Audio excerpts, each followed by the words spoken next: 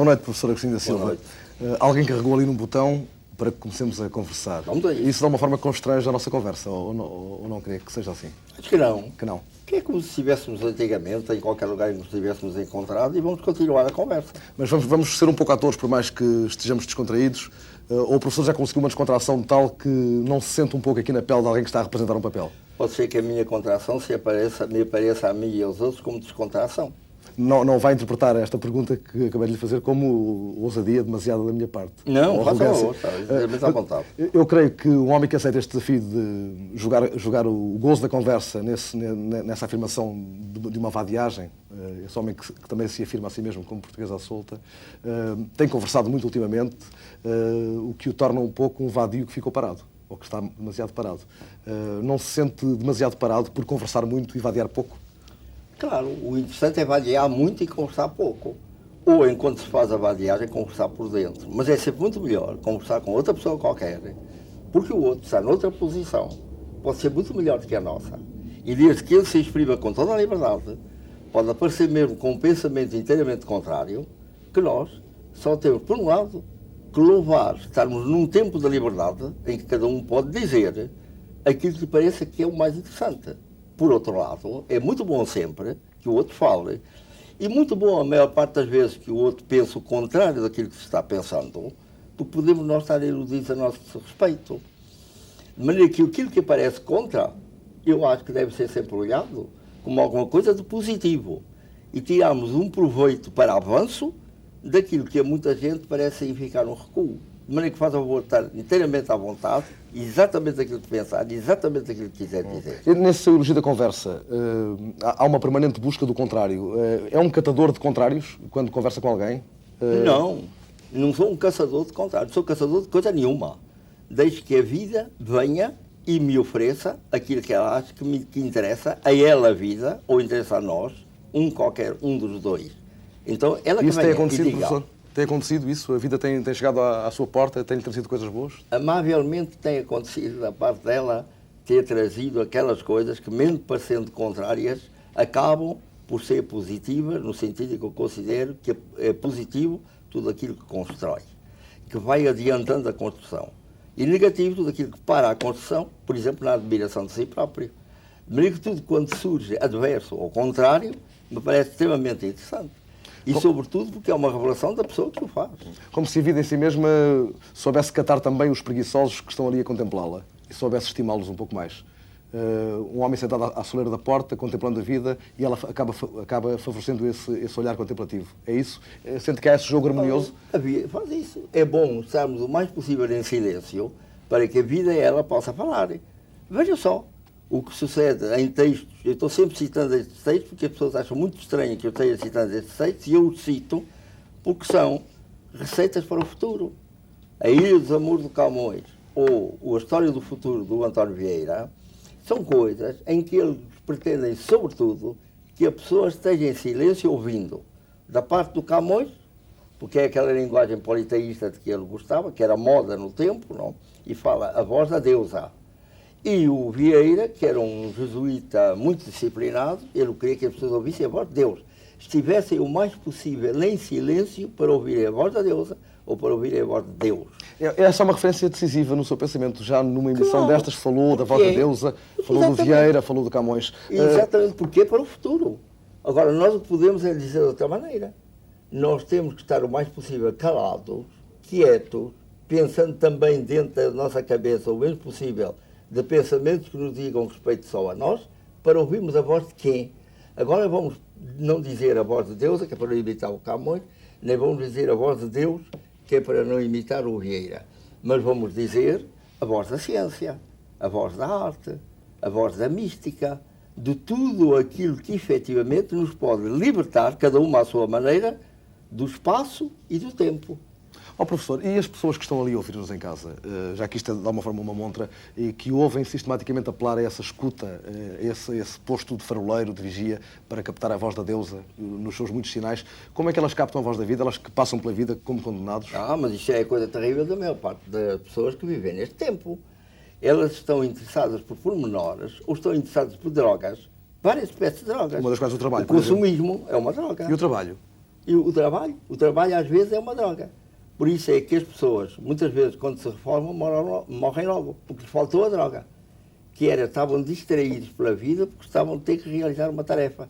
Ou estavam com companheiros de Ora, esta é trabalho. uma coisa, aqui eu bato palmas, apesar da montra em que estamos nos constrangir, mas creio que quando lança libelos contra o trabalho, deixa que algo da imensa carga subversiva que o seu apelo à preguiça sempre criadora, inimiga do tédio, acabe por perder. Porquê é que não diz às pessoas, deixem de trabalhar? E o diz de uma forma mais lateral, mais subtil, mais poética? Sempre, Tem medo de ser subversivo? Sempre fiz a distinção entre trabalho, aquilo que é obrigatório, e ocupação, aquilo que é de nosso gosto e de nossa escolha. E o que condena o trabalho obrigatório? Um dia as pessoas não sejam nessa espécie de preguiça, que significa não fazer nada, não pensar nada. Quero que sempre sejam como o tal brasileiro, que respondeu ao americano, quando ele perguntou, o senhor nunca tem vontade de trabalhar? Tenho, muitas vezes, mas reajo sempre. É preciso que a preguiça, aquilo que ele chama de preguiça ou ócio, seja uma reação a ocupações que não têm interesse. Mas a preguiça é uma coisa boa, professor. Mas hoje, meu amigo, ainda precisamos trabalhar e muito. Faltam muitas máquinas para fazer o trabalho que nós fazemos ainda. Tem que se progredir muito na mecânica e na ciência. Ou seja, lá está o professor, mais uma vez, a prometer-nos futuro. A remeter-nos para o ancorador do passado, esse imenso caldinho que sustenta a nossa saudade, e a prometer-nos para o futuro. E então, e o que é que fazemos destes dias tristes e cinzentos? Olha, eu não sei se estou a remeter para o futuro, se estou a remeter para o passado, ou se estarei, absurdamente, se quiserem, a remeter para a eternidade das coisas. Porque eu me apoio em quê? Nos homens que no século XIII faziam o culto do Espírito Santo, criam a vida gratuita, criam o menino não sujeito a nenhuma espécie de disciplina, e queriam que todas as cadeias e provavelmente todos os códigos fossem simples recordação do passado, que o crime tivesse desaparecido da Terra. Então, quando eu continuo defendendo isto, sou do futuro ou sou do passado? É muito difícil de dizer. Parece que sou de alguma coisa que ainda se não conseguiu fazer. Mas que esses portugueses acreditavam que um dia se pode fazer. E eu acredito que um dia se pode fazer. E o presente joga onde aí, professor? O presente é um tempo de intervalo, é um tempo de espera só? É como nós, quando marchamos para nos dirigirmos a alguma coisa, já partimos de onde partimos, ainda não chegámos onde queremos chegar, vamos marchando. É como hoje. Eu vou partir da ideia dos portugueses do século XIII, que não sei se é do século XIII, ou de portugueses ainda mais antigos que esse do século XIII, foi de onde parti. Quero chegar àquilo que eles queriam chegar. Entretanto, estou caminhando. E comigo, milhões de homens têm ainda que trabalhar, como eu trabalhei. Eu hoje posso advogar mais limpamente o futuro de ócio, porque tinha poucas horas de ócio no meio do trabalho todo que tive que executar. E que não foi pouco, porque foi sempre, para a minha felicidade, extremamente interessante. Ao passo que há pessoas que, por azar, não encontram senão um trabalho que lhes é extremamente desagradável e que está destruindo aqueles que eles podiam ser no mundo. Então tem que se ver se de alguma maneira se toma atenção a essa gente, se lhes facilita a vida e notar sobretudo que hoje com o desempregado já há muita gente de tempo livre que seria preciso apoiar e aproveitar na sua plenitude. Ora está, quando fala em desempregado, penso que alguma coisa se arrepia na pele de alguns desempregados portugueses.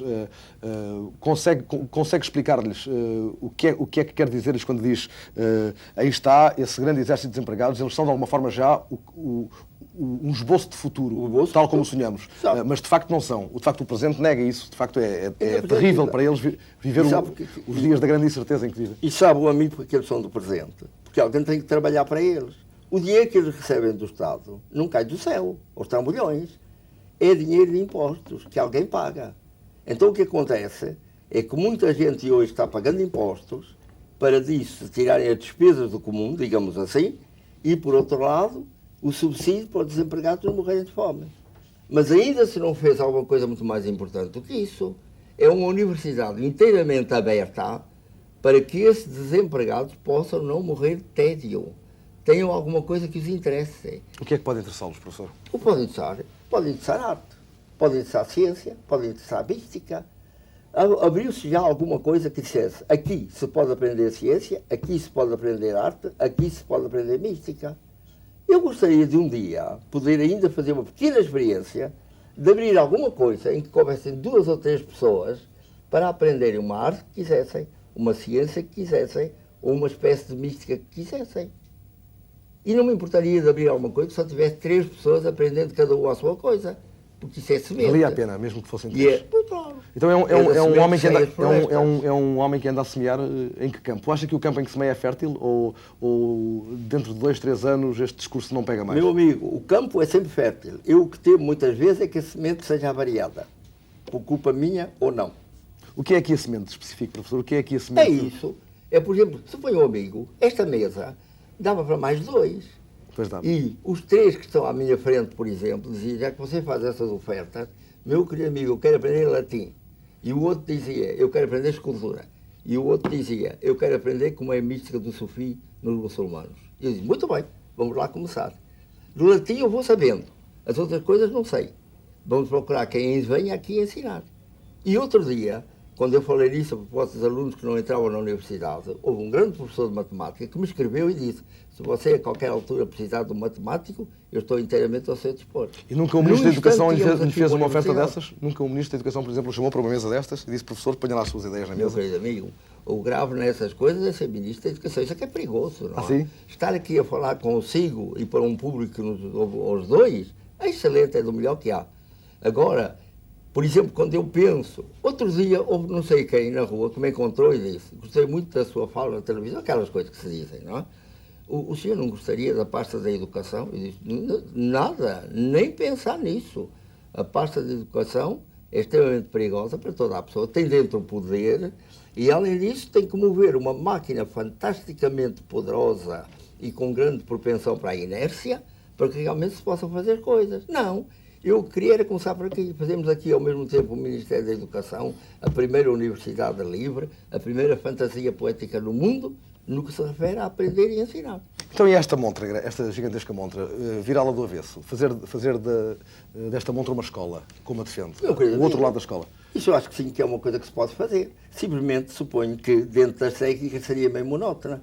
Por exemplo, suponhamos que o amigo tinha escolhido a escultura. As pessoas iriam assistir horas seguidas ao amigo esculpir e falhar, porque nas primeiras vezes o amigo naturalmente falhava.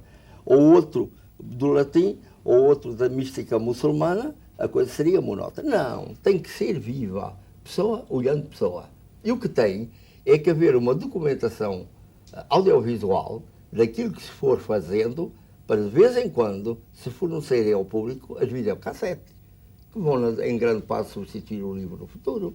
E fornecer a ele antologias, lugares onde houvesse depósito das videocassetes para eles irem lá e aprender. Hoje já em muita universidade americana, por exemplo, os meninos não vão à aula. Os meninos chegam e vão buscar a videocassete que se gravou da aula dada por aquele professor, estendem-se na cama, bem confortáveis, e ali é que vão vendo o que eles teriam que aprender se tivessem ido à aula. Mas recebem um caudal de informação sem conversa. Diga? A sua ideia da sabedoria passada através da conversa, através da grande troca, dessa ideia afetiva da troca, que é uma ideia fundamental, tanto quanto creio, do seu pensamento, está completamente divorciada dessa modernidade. Nada. Olha, porque com respeito, se eu tivesse aqui alguém candidato ao latim, haveria muita conversa no meio do latim, e quase toda em português. Não, eu digo esse exemplo das universidades americanas, que despejam através de vídeo para as crianças. Quem quer ver o professor ele próprio. Mas não arrepia isso, vai professor? lá. Não assusta vai isso? à vontade.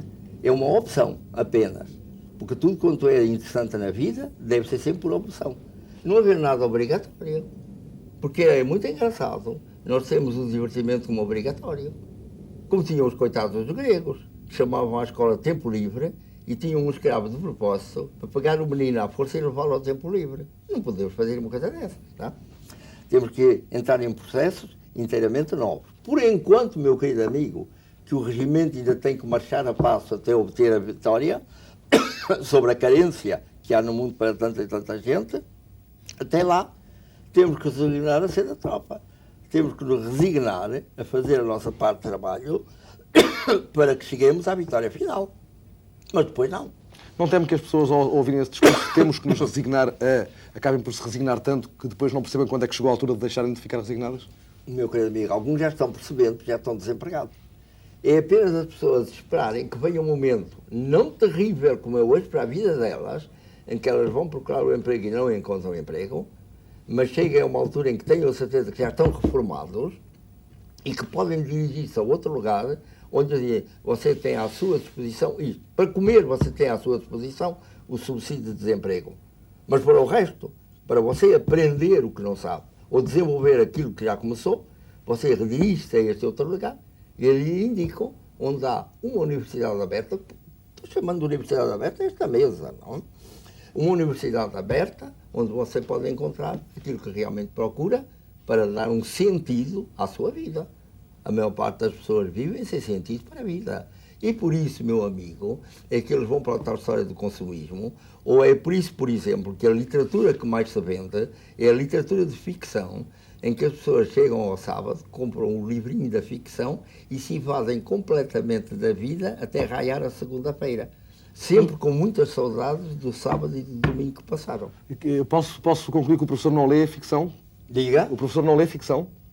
Meu querido amigo, eu já li bastante ficção, para eu próprio estar injetado de ficção. E segundo dizem as pessoas, ficcionar à vontade por minha parte, agora não tenho tempo mais para ler ficção. E suponho que não me divertiria muito a ler ficção, que me está interessado muito a própria ficção em que a vida se tornou. Porque as pessoas fugirem da vida para ir para o consumo, fugirem da vida para ir ler uma novela ou um romance, se não têm um sentido estético ou histórico que os leva a isso, é efetivamente ficção ela própria. É uma vida, já não é um sonho, meu caro amigo, é um pesadelo. E quanto mais depressa eles se virem livres desse pesadelo, pior. O professor falou duas vezes em divertimento. Diga. Falou duas vezes em divertimento. Sim. Não creio que as pessoas, do modo geral, as pessoas com que nos cruzamos na rua andam cada vez mais tristes e se levam tanto a sério, que não lhes sobra mais tempo, não lhes sobra mais disponibilidade para um dia decidirem agora vou levar-me um pouco mais a brincar e perceberem então que a brincadeira é a coisa mais séria do mundo? Sim, por muita gente é isso que sucede. Eles estão de tal maneira empenhados na vida e, sobretudo, muito ansiosos por fazer dinheiro, que atraia dinheiro e que multiplique dinheiro. Isso se tornou para muita gente um símbolo de vida. É um pesadelo de que, coitados, é possível mas, professor, e vão acordarem. Não é da condição humana o gozo de brincar, o gozo de ter tempo para brincar? Não há nenhum botão já para retomar o exercício onde se possa carregar para pôr as pessoas a brincar? Para muita gente esse botão desapareceu na vida. No tumulto da vida desapareceu. Então os seus apelos são inúteis? Não. Outra gente faz o intervalo e ainda brinca. Os seus apelos então são inúteis de alguma forma? Diga. Está a clamar no deserto nesse caso? Eu estou aqui? A clamar no deserto? Não, senhor. Há milhares de pessoas que ainda gostam de brincar. Há milhares de pessoas que desejariam brincar e apenas apertados por uma tarefa que eles têm que realizar, a essa tarefa vão. Não, deserto nenhum. Professor, aqui há umas semanas um jornal trouxe notícia de que teria sido sondado para se candidatar a Presidente da República, na sequência de um outro cargo para que teria sido convidado, que era o de Alferes da Pátria. Explique-nos lá não, meu caro amigo. O que é que daí é verdade e é mentira. Esse convite, não Alferes da Pátria, esse convite para ser Alferes del Rei, mora, calculei ainda por cima, Alferes mora del Rei, esse convite veio. Agora para Presidente da República, não. O que deve ter havido confusão é com um candidato a Presidente da República que declarou que me nomearia seu mandatário nacional. Coisa que eu não posso aceitar, porque eu tenho a dupla nacionalidade e quero respeitar, juntamente com a nacionalidade portuguesa, a nacionalidade brasileira. Uma e outra não me permitem candidatar-me a qualquer cargo político em Portugal. Mas é apenas esse facto de ter dupla nacionalidade que o impede de pensar com os seus botões que talvez ser Presidente da República lhe permitisse chegar mais vezes aos portugueses e aliciá-los para esse mundo mágico? O que me impede as coisas não é ter duas nacionalidades, é não ter a nacionalidade de todos os países da língua portuguesa. O que os portugueses deviam almejar por ter, e todos os que têm como língua oficial a língua portuguesa, é de ter um passaporte comum para todos os países da língua portuguesa. E a isso chegaremos um dia. Vamos dar pequenos passos, passo a passo, linha a linha. Voltamos à ideia inicial de vadiagem. A ideia de vadiagem, onde é que belisca essa ideia de viagem que temos hoje, que é uma ideia que nos afasta do gozo de olhar mapas e do gozo de olhar paisagens, cada vez mais consumir também paisagens? Vadiagem é simplesmente não ter que assinar o ponto num lugar qualquer. Mas é também andar caminho. O que é? É também andar caminhos. Andar caminho por toda a parte, o que se quiser. Pode ser vadiar por dentro. Não houve já um grande escritor que falou da vadiagem à roda do seu quarto, de cama? Pois claro. Então, nós podemos andar à vadiagem sem mover um passo. Por por dentro. Por exemplo, esse físico inglês Hawking, que só mexe um dedo da mão esquerda e que vive numa cadeira de rodas transformada em aparelhagem de comunicação com tudo que é possível, esse homem está vadiando por dentro. E enquanto vadia por dentro, faz física da mais pensada, da melhor, talvez da mais completa que se tem feito até hoje. Como é que será a paisagem por dentro da cabeça de um homem? Como será por dentro? Sabendo um pouco da cabeça de um homem, sabendo um pouco se ele é um fabricante de pensamentos ou se é uma simples máquina de detectar pensamentos que andam por aí. Não se sabe. Não se sabe como é. Sabe-se pouco da sua fisiologia e sabe-se menos ainda daquilo que seria mais interessante que a fisiologia, que é a forma de seu funcionamento, por exemplo, psicológico ou de outras espécies semelhantes.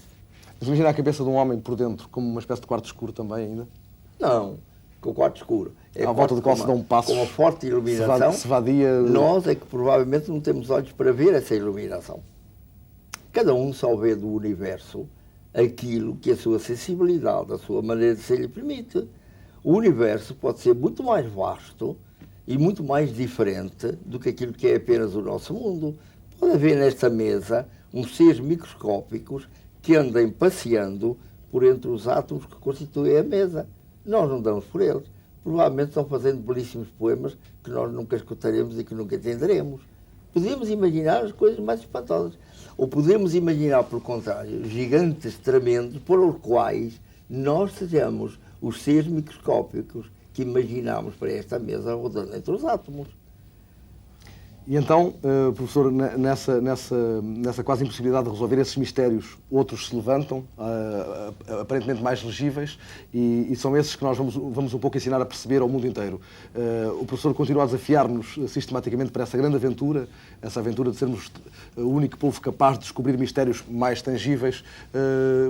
Queria também que essa aventura nos vai aproximar do futuro para que remete, ou é só um desafio cada vez mais perdido numa névoa? Meu querido, gostaria de poder convidar todas as pessoas a vadiarem pelo mistério.